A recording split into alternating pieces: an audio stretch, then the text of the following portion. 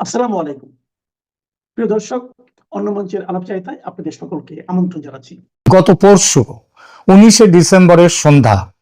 এমনিতেই দিল্লির বাতাস এখন ধোঁয়াশায় ভারী থাকে দিনের বেলাতেও, তার উপর নেমেছে শীতের সন্ধ্যা। একটু আগে প্রধানমন্ত্রী তার একদিন আগে ফিরেছেন জর্ডান, ইথিওপিয়া এবং ওমান সফর শেষ করে দেশে। দিল্লিতে ফিরে রাষ্ট্রপতির সঙ্গে দেখা করে গেছেন একটু আগে, এটাই নিয়ম। বিদেশ থেকে ফেরার পর বিদেশ সফর শেষে ফিরে এসে রাষ্ট্রপতিকে সফরের ব্যাপারে জানানোটা হচ্ছে নিয়ম। তো তিনি চলে যাওয়ার, মোদী সাহেব, আমাদের নরেন্দ্র মোদী প্রধানমন্ত্রী, তিনি রাষ্ট্রপতির সঙ্গে দেখা করে চলে যাওয়ার আধ ঘন্টার মধ্যে কুয়াশা ভেদ করে এক ঝাঁক গাড়ি এসে ঢুকলো রাষ্ট্রপতি ভবনের বিশাল চৌহদ্দিতে। ভবনের প্রবেশ পথে একে একে নিঃশব্দে এসে দাঁড়ালো গাড়িগুলো। তাদের মধ্য থেকে নেমে এলেন আরোহীরা, ভারতের 3 বাহিনীর 3 প্রধান। তারা একসঙ্গে ভবনের ভেতরে ঢুকলেন। প্রশস্ত বিরাট হলঘর, সেখানে আগে থেকে বসে আছেন দুজন, তাদের দুজনেই পরিচিত মুখ। একজন ভারতীয় সেনাবাহিনীর চিফ অফ ডিফেন্স স্টাফ বা সিডিএস জেনারেল অনিল চৌহান এবং অপরজন ভারতের এনএসএ বা national security adviser Ajit Doval. আগন্তুক 3 বাহিনী প্রধান গিয়ে ঘরে এসে তারা তাদের আসন গ্রহণ করলেন। প্রায় সঙ্গে সঙ্গেই বাড়ির ভেতর থেকে ঘরে এসে ঢুকলেন লেফটেন্যান্ট কমান্ডার যশস্বী সোলাঙ্কি। তিনি, যশস্বী সোলাঙ্কি, দেশের রাষ্ট্রপতির প্রথম মহিলা এডিসি বা অ্যাসিস্ট্যান্ট ডে ক্যাম্প। এডিসি ঘরে প্রবেশ করে এক পাশে অ্যাটেনশনের ভঙ্গিতে দাঁড়াতে না দাঁড়াতেই তার পেছনেই প্রবেশ করলেন উজ্জ্বল সাদা শাড়ি পরে, তার সঙ্গে সঙ্গেই প্রবেশ করলেন উজ্জ্বল সাদা শাড়ি পরনে এক সাধারণ চেহারার অসাধারণ মহিলা, ভারতের প্রথম আদিবাসী মহিলা রাষ্ট্রপতি শ্রীমতী দ্রৌপদী মুর্মু। ঘরে উপবিষ্ট সেনাকর্তারা সবাই উঠে দাঁড়িয়ে অভিবাদন করলেন। রাষ্ট্রপতি মহোদয়াও হাত জোড় করে প্রতি অভিবাদন জানালেন। যে যার আসন গ্রহণ করলেন। তারপর মিনিট 15 ধরে কথাবার্তা চলল, বাংলাদেশের পরিস্থিতি নিয়ে কথা। অজিত ডোভাল এবং অনিল চৌহান অল্প কথায় বুঝিয়ে দিলেন কিভাবে ভারতের নিরাপত্তার পক্ষে বিপজ্জনক হয়ে উঠেছে বাংলাদেশ, সেখানকার জঙ্গিতন্ত্র, সেখানকার সরকারের ভারতের বিরুদ্ধে শত্রুতা। এই একই কথা কিছুক্ষণ আগে রাষ্ট্রপতিকে জানিয়ে গেছেন প্রধানমন্ত্রী নরেন্দ্র মোদী ও স্বয়ং। পরিস্থিতি জানেন বলে সিডিএস ও এনএসএ যখন সব বর্ণনা করছেন, রাষ্ট্রপতি মহোদয়া মাথা নেড়ে সমর্থন করছেন। তারপর এক সময় তিনি বললেন, আপনাদের মতো আমিও মনে করি এবার ব্যবস্থা নেয়ার সময় এসে গেছে। ব্যবস্থা নেয়ার মানে বড় কোনো ব্যবস্থা, যেটা সামরিক বাহিনীর সর্বাধিনায়ক হিসেবে দ্রৌপদী মুর্মু, রাষ্ট্রপতি দ্রৌপদী মুর্মুর এখতিয়ারভুক্ত। তিনি বললেন, অর্থাৎ সামরিক ব্যবস্থা নেওয়ার কথা। কবে, কখন, কিভাবে আপনারা অপারেশন করবেন, সার্জিক্যাল স্ট্রাইক করবেন না যুদ্ধ, কোনটা করবেন তা নির্ধারণ করার পুরো অধিকার আমি আপনাদের বিবেচনার উপরে ছেড়ে দিচ্ছি। রাষ্ট্রপতির অনুমোদন পাওয়া হলো, বৈঠক আপাতত শেষ। যে যার মতো বেরিয়ে এলেন রাষ্ট্রপতি ভবন ছেড়ে। সেনাবাহিনীর 3 প্রধান অজিত ডোভাল ও অনিল চৌহানের পরবর্তী গন্তব্য সাউথ ব্লকের আর্মি হেডকোয়ার্টার বা AHQ। সেখানে প্রতিরক্ষা মন্ত্রী রাজনাথ সিং অপেক্ষা করছেন। এবার তার সঙ্গে কথা বলে চূড়ান্ত রণকৌশল আর একবার ঠিক করে নেয়া সেইটা করা হবে। সেই বৈঠক সেরে 3 বাহিনী প্রধান এবং সিডিএস চৌহান যাবেন সেনাবাহিনীর প্রধান কার্যালয় সেনা ভবনে নয়াদিল্লিতেই। প্রিয় দর্শক, গত পরশু আমি একটি এপিসোড করেছিলাম যার শিরোনাম ছিল, ভারত কি এখনো চুপচাপ দেখতেই থাকবে? ইনকিলাব মঞ্চের ওসমান আলী হত্যাকাণ্ডের পর বাংলাদেশের সরকারের প্রত্যক্ষ প্ররোচনা ও মদতে যেভাবে ভারতের বিরুদ্ধে তীব্র কুকথার আক্রমণ চলছে, যেভাবে ভারতীয় হাই কমিশনকে আক্রমণের লক্ষ্যবস্তু করা হচ্ছে, যেভাবে হিন্দুরা নতুন করে ও আরো বড় করে আক্রান্ত হচ্ছে, যেভাবে দীপু দাস নামের হিন্দু যুবককে ইসলাম অবমাননার মন গড়া ও মিথ্যা ধোয়া তুলে প্রকাশ্যে নৃশংসভাবে হত্যা করা হয়েছে, এসব দেখে ভারতের সহ্যের সীমা টুটেছে। সবচেয়ে ভয়ঙ্কর হলো কোনো ঘটনাতেই কোনো গ্রেপ্তার নেই। একটু ভুল বললাম, দীপু দাসের হত্যার ঘটনায় 7 জনকে গ্রেপ্তার করা হয়েছে বলে জানা গেছে। কে জানিয়েছেন এই গ্রেপ্তারির ঘটনা? পুলিশ নয়, সরকারের কোনো দপ্তর নয়, জানিয়েছেন স্বয়ং প্রধান উপদেষ্টা ইউনূস মিয়া, মোহাম্মদ ইউনূস। তিনি কেন? রাষ্ট্রপতির সবুজ সংকেত পাওয়ার খবর কি তার কানে গেছে? তাতে কি শেষ রক্ষা হবে? শান্ত হবে ভারত? আমার সেই প্রতিবেদনে আমি এটাও বলেছিলাম, ভারতের সর্বোচ্চ রাজনৈতিক ডিসিশন মেকিং বডিতে আলোচনা চলছে, আরো কিছুটা অপেক্ষা করা হবে, নাকি এখনই উচিত শিক্ষা দিতে ব্যবস্থা নেওয়া হবে। এই সিদ্ধান্ত নেয়ার ব্যাপারটা তখনও আলোচনার মধ্যে ছিল। গতকাল রাষ্ট্রপতির সঙ্গে প্রধানমন্ত্রী ফিরে এসে যে সাক্ষাৎ করেছেন, তারপর 3 বাহিনীর প্রধান, সিডিএস ও এনএসএ একযোগে ও একত্রে সাক্ষাৎ করা বুঝিয়ে দিয়েছে বাংলাদেশকে কি ধরনের শিক্ষা দেয়া হবে সে বিষয়ে সিদ্ধান্ত নিয়ে ফেলেছে ভারত। কি সেই সিদ্ধান্ত, তার পুরো বিবরণ অবশ্য এখনো পাইনি। তবে অপারেশন সিন্দুর যেমনটা দেখিয়েছে, তেমনটা হলে প্রথমে হবে নির্দিষ্ট কিছু জঙ্গি ঘাঁটিতে, সেই সব লক্ষ্য বস্তুতে সার্জিক্যাল স্ট্রাইক। আপনাদের হয়তো মনে আছে, কিছুদিন আগে দিল্লিতে ভারতের এনএসএ মিস্টার ডোভালের সঙ্গে বাংলাদেশের এনএসএ খলিলুর রহমানের বৈঠক হয়েছিল। তারপর আবার কয়েকদিনের মধ্যে আবার ডোভাতেও বৈঠক বসেছিল, সেখানে আমেরিকার প্রতিনিধিরাও ছিলেন। এসব খবর আপনারা জানেন। তো সেই সময় বাংলাদেশকে ভারতের এনএসএ অজিত ডোভাল বেশ কিছু জঙ্গি ঘাঁটি, তাদের ঠিকানা, তাদের লোকেশন সবকিছু জানিয়ে দিয়েছিলেন।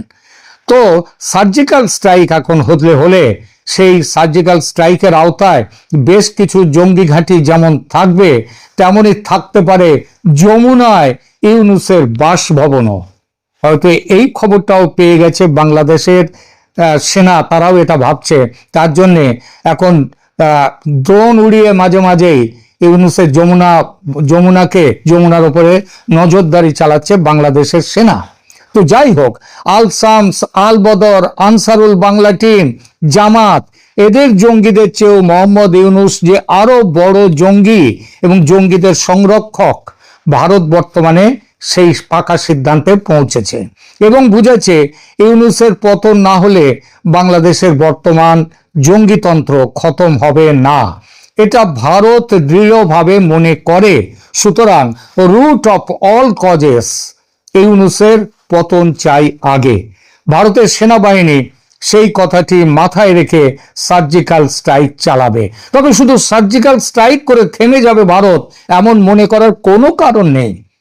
ইউনূস বিদায় নিলে ইউনূসের মতের ও পথের আর কাউকে ক্ষমতায় বসাতে পারে জামায়াতের শীর্ষ নেতারা ও তাদের পৃষ্ঠপোষক পাকিস্তান এবং কিঞ্চিত কিছুটা আমেরিকা। সেই ব্যক্তি চেহারায়, পোশাকে, আশাকে, কথায়, বার্তায় জামাতি হবেন না, তবে চিন্তাধারায় জামাতি, মানসিকতায় জামাতি, ঘোর মৌলবাদী ও ভারত বিরোধী। তিনি হবেন গোঁফ দাড়িবিহীন মৌলবাদী বুদ্ধিজীবী, এই নোবেল জয়ী ইউনূসের মতন। আমার দেশ পত্রিকার মাহমুদুর রহমানের মতো ভেগধারী কারোর নাম কিন্তু ঘুরছে বাজারে ইতিমধ্যে। বিভিন্ন গোয়েন্দা সূত্র জানাচ্ছে এমনিতেই মোহাম্মদ ইউনূসকে আর রাখতে চায় না জামাত, তার থেকে যতটা নেয়া হয়ে গেছে। সুতরাং প্রকাশ্যে স্বরাষ্ট্র উপদেষ্টা জাহাঙ্গীর আলম চৌধুরী ও আইন উপদেষ্টা আসিফ নজরুলের বিরুদ্ধে যেমন অপসারণ ও তাদের জুতা পেটা করার দাবি উঠেছে, তেমন দাবি ইউনূসের নামে এখনো পর্যন্ত না উঠলেও সেই প্রক্রিয়া কিন্তু পরোক্ষে শুরু হয়ে গেছে। জামাতের অসন্তুষ্টির বড় কারণ ইউনূস নির্বাচন ডেকে জামাতের কথা অমান্য করেছে। তবে ওসমান হাদির খুনের ব্যবস্থা করে ও দেশব্যাপী বিক্ষোভ আন্দোলনের সাহায্যে নির্বাচন অনির্দিষ্টকালের জন্য যাতে স্থগিত রাখা যায়, সেই চেষ্টা সম্ভবত জেনারেল ওয়াকারুজ্জামানের সঙ্গে জোট বেঁধে সেই চেষ্টা করে ইউনূস ড্যামেজ কন্ট্রোলের কিছুটা চেষ্টা চালাচ্ছেন। জামাত তাই এখনো প্রকাশ্যে ইউনূস বিরোধী বয়ান তুলছে না, এবং দেখবেন, খেয়াল করবেন, ওয়াকারুজ্জামানের বিরুদ্ধেও এখন খুব একটা এখন আদৌ কোনো কথা বলছে না জামাত। তবে যে কোনো মুহূর্তে সব দায় ইউনূসের ঘাড়ে এবং ওই ওয়াকারুজ্জামানের ঘাড়ে চাপিয়ে হাত ধুয়ে ফেলতে পারে তারা। শেখ হাসিনার শাসনকে ফ্যাসিস্ট শাসন আখ্যা দিয়ে যে বুদ্ধিজীবীরা, সংবাদ মাধ্যমগুলো শেখ হাসিনাকে কাঠগড়ায় তুলেছিল দিনের পর দিন, তারা ডক্টর সঞ্জিদা খাতুনের বহু পরিশ্রমে তৈরি ছায়ানটের ধ্বংস হওয়া দেখে আজ বুঝেছেন ফ্যাসিজম কাকে বলে। যে প্রথম আলো আর ডেইলি স্টার লাগাতার হাসিনা বিরোধী প্রচারণা চালিয়ে গেছে, তাদের দপ্তরে আগুন লাগার পর এখন তারাও বুঝছে ফ্যাসিস্টদের চেহারা কেমন হয়। জুলাই বিপ্লবের অন্যতম মশালবাহক উদীচী, তারাও এখন নিশ্চয়ই বুঝতে পারছে আসল ফ্যাসিস্ট কে, হাসিনার আমল নাকি এই আমল। ভারত এই সবকিছুই পর্যবেক্ষণ করে এই সিদ্ধান্তে এসেছে ইউনূস আমলের পাপের ষোলকলা পূর্ণ হয়েছে, আর অপেক্ষা নয়। মিটমিটে শয়তান জামাতের বড় অনুচর ওয়াকারুজ্জামানের সুবুদ্ধি কবে উদয় হবে তার জন্য আর অপেক্ষা নয়, এবার ব্যবস্থা নেয়ার সময় সমাগত। সেই ব্যবস্থা নেয়ার সবুজ সংকেত দিয়ে দিলেন সেনাবাহিনীর সর্বাধিনায়ক ভারতের রাষ্ট্রপতি মাননীয়া দ্রৌপদী মুর্মু।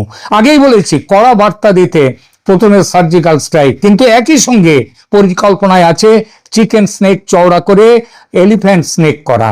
রোজ রোজ শিলিগুড়ি করিডোর নিয়ে বাংলাদেশের এই ব্ল্যাকমেল অসহ্য হয়ে গেছে ভারতের, এটা একটা হেস্তনেস্ত করা দরকার।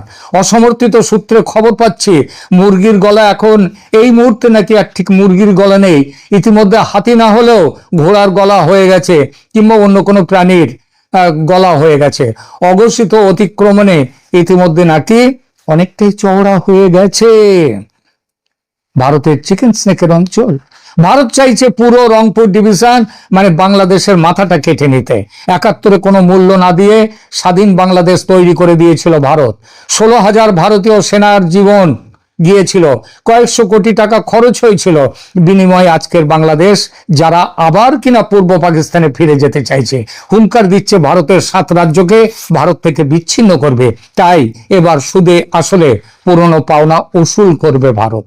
শুধু শিলিগুড়ি করিডোর চওড়া করা নয়, 7 সিস্টার্সের 7 রাজ্য ও সিকিমের যোগ যাতে সমুদ্রের সঙ্গে করা যায়, সেজন্য বাংলাদেশের নিজের যে আরেকটা চিকেন স্নেক আছে ফেনী নদী বরাবর, সেই চট্টগ্রামকে মুক্ত করার কথাও ভাবছে ভারত।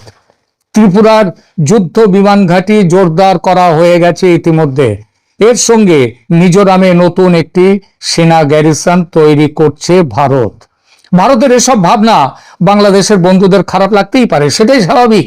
আমার দেশ যদি ছিন্ন বিচ্ছিন্ন হয় আমার তো খারাপ লাগবেই, কিন্তু তাদের মনে রাখতে বলি, এভাবে ভাবতে ভারতকে বাধ্য করেছে জামাতের দালাল ইউনূস ও তার মাথা মোটা নাবালক চেলা চামুন্ডারা, দায় তাদের। ভারত বাংলাদেশ পরিস্থিতির ওপর কড়া নজর রাখছে। কি হচ্ছে ভারত বাংলাদেশ সম্পর্কে? ভারত বাংলাদেশ সম্পর্ক এক প্রকার টালমাটাল। বাংলাদেশ উত্তপ্ত একটা অগ্নিগর্ভ, আর এই প্রেক্ষাপটে ভারতের সাথে আমাদের সম্পর্ক যেন হারিয়ে যাবার মতো অবস্থা হয়ে যাচ্ছে। অনেক ক্ষেত্রে তেমনটাই মনে হচ্ছে। বাংলাদেশের সংখ্যালঘু নির্যাতন এবং বিভিন্ন পরিস্থিতি, সার্বিক এই মুহূর্তের পরিস্থিতি নিয়ে ভারত সরকারের পররাষ্ট্র মন্ত্রণালয়ের মুখপাত্র রণধীর জয়সওয়াল আজকে একটি বিবৃতি দিয়েছে, এবং সেই বিবৃতিতে বিদেশ মন্ত্রক জানিয়েছে ভারত বাংলাদেশের পরিস্থিতির উপর কড়া নজর রাখছে। সেখানকার প্রশাসনের সঙ্গে যোগাযোগ রাখা হয়েছে। সংখ্যালঘুদের নিরাপত্তা নিয়ে আমরা যে উদ্বিগ্ন, সে কথাও বাংলাদেশের প্রশাসনকে জানানো হয়েছে। যারা নৃশংসভাবে দীপু দাসকে হত্যা করেছে, অবিলম্বে তাদের বিরুদ্ধে কঠোর পদক্ষেপের পাশাপাশি বিচারের আওতায় আনার আবেদন জানানো হয়েছে।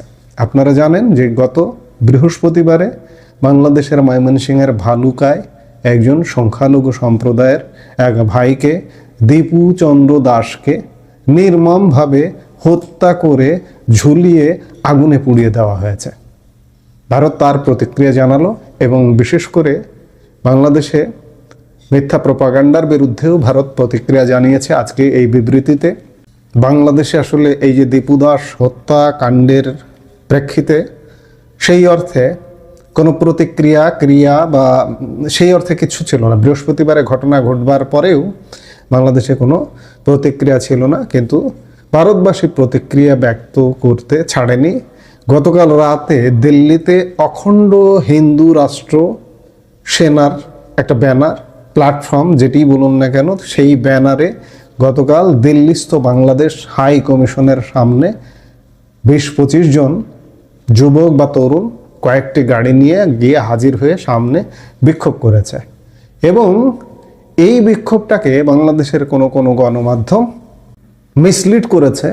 ভারতীয় পররাষ্ট্র মন্ত্রণালয়ের বিবৃতিতে এর প্রতিবাদও করা হয়েছে। সংখ্যালঘু হিন্দু যুবক দীপুচন্দ্র দাসকে নৃশংস হত্যায় অপরাধীদের বিরুদ্ধে দ্রুত কড়া পদক্ষেপের বার্তা দেওয়া হয়েছে বিদেশ মন্ত্রকের তরফে।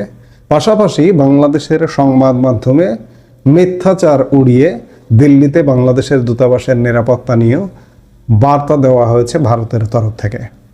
ইনকিলাব মঞ্চের মুখপাত্র শরীফ ওসমান হাদির মৃত্যুকে কেন্দ্র করে পুরো বাংলাদেশ এখনো পর্যন্ত জ্বলছে। নৃশংসভাবে হত্যা করা হয়েছে সংখ্যালঘু হিন্দু যুবক দীপু দাসকে। এরই মাঝে বাংলাদেশের সংবাদ মাধ্যমের তরফে গুজব ছড়ানো হয় দিল্লিতে আক্রান্ত হয়েছে বাংলাদেশের দূতাবাস। গোটা ঘটনা নিয়ে রবিবার একটি বিবৃতি জারি করেছে দিল্লির বিদেশ মন্ত্রকের দপ্তর, যেখানে বলা হয়েছে বাংলাদেশি সংবাদ মাধ্যমের সেই বিভ্রান্তিমূলক প্রচার আমাদের নজরে এসেছে, কিন্তু সত্যিটা হলো দীপুচন্দ্র দাসের হত্যা ও বাংলাদেশি সংখ্যালঘুদের নিরাপত্তার দাবিতে 20 ডিসেম্বর দিল্লিতে বাংলাদেশ দূতাবাসের সামনে বিক্ষোভ দেখাচ্ছিল 20-25 জন যুবক। যদিও তারা কোনো রকম আক্রমণ বা নিরাপত্তা নিয়ে উদ্বেগ তৈরির চেষ্টা করেনি। ঘটনাস্থলে মোতায়েন পুলিশ কর্মীরা অল্প সময়ের মধ্যেই এই বিক্ষোভকারীদের ছত্রভঙ্গ করে দেয়। ভিয়েনা কনভেনশন অনুযায়ী ভারত দূতাবাসের নিরাপত্তা নিশ্চিত করতে প্রতিশ্রুতিবদ্ধ। এর পাশাপাশি বাংলাদেশের সংখ্যালঘুদের নিরাপত্তা নিয়ে উদ্বেগ প্রকাশ করে বিদেশ মন্ত্রক জানিয়েছে ভারত বাংলাদেশের পরিস্থিতির ওপর কড়া নজর রাখছে। এই সার্বিক বিষয়ে যখন দিল্লি একটি বিবৃতি দিচ্ছে যে বাংলাদেশ হাই কমিশন দিল্লি, সেখানে কোনো অনাকাঙ্ক্ষিত ঘটনা ঘটেনি, ঘটবার আগে বিক্ষোভ হয়েছে এটি বলেছে, গুজব নিয়েও বলেছে বাংলাদেশের গণমাধ্যমে। সম্পর্কটা আসলে ভালো যাচ্ছে না।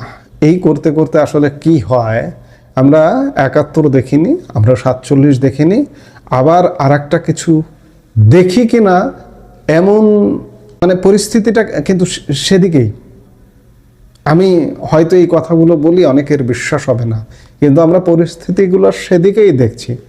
দিল্লির বিবৃতির পরে বাংলাদেশের পররাষ্ট্র মন্ত্রণালয় একটা, বিশেষ করে পররাষ্ট্র মন্ত্রণালয়ের উপদেষ্টা তৌহিদ হোসেন একটা পাল্টা বক্তব্য দিয়েছেন বা বিবৃতিই দিয়েছেন। দিল্লিতে বাংলাদেশ হাই কমিশনের হামলা চেষ্টা নিয়ে ভারতের প্রেস নোট পুরোপুরি প্রত্যাখ্যান করেছে ঢাকা। অর্থাৎ রণধীর জয়সওয়াল যে বিবৃতি দিয়েছে সেটি ঢাকা প্রত্যাখ্যান করল। রবিবার পররাষ্ট্র উপদেষ্টা মোহাম্মদ তৌহিদ হোসেন এই কথা বলেন। পররাষ্ট্র উপদেষ্টা বলেন, দিল্লিতে কূটনৈতিক এলাকার ভেতরে বিক্ষোভকারীরা কিভাবে এলো সেটাই বড় প্রশ্ন। শুধু তাই নয়, তিনি একই সাথে তার কথায় যোগ করেছেন প্রয়োজনে ভারতে মিশন ছোট করার কথাও ভাবা হচ্ছে। অর্থাৎ দিল্লি ব্যবস্থা নেবার আগে যেন বাংলাদেশ ব্যবস্থা নিতে চাইছে বা নিতে যাচ্ছে, মিশন ছোট করবে। এক প্রকার ছোট করা মানে দিল্লির সাথে কূটনৈতিক সম্পর্ক বাংলাদেশে কি ছিন্ন করবে? অবস্থাটা কি সেদিকেই যাচ্ছে? ছিন্ন করে কি হবে? কোন দিকে যাচ্ছে? আমি খানিক আগেই বললাম যে আমরা 71 দেখিনি, আমরা 47 দেখিনি। আমরা কোন বাংলাদেশ দেখব কিংবা কোন প্রতিবেশী ভারতকে দেখব এই মুহূর্তে আসলে সত্যিকার অর্থে বলা কঠিন। দুদেশের সম্পর্ক টানাপোড়েনটা চরমে উঠে গেছে। বিবৃতি পাল্টা বিবৃতি, এটি কিন্তু মারাত্মক কথা। যে মিশন ছোট করবার কথাও ভাবছে, বাংলাদেশের অন্তর্বর্তী সরকার ইউনূস সরকার। আসলে কি হবে বলা কঠিন। কি হবে, কি হতে যাচ্ছে আমরা দেখছি, আমরা দেখতে থাকি যে কি ঘটতে যাচ্ছে।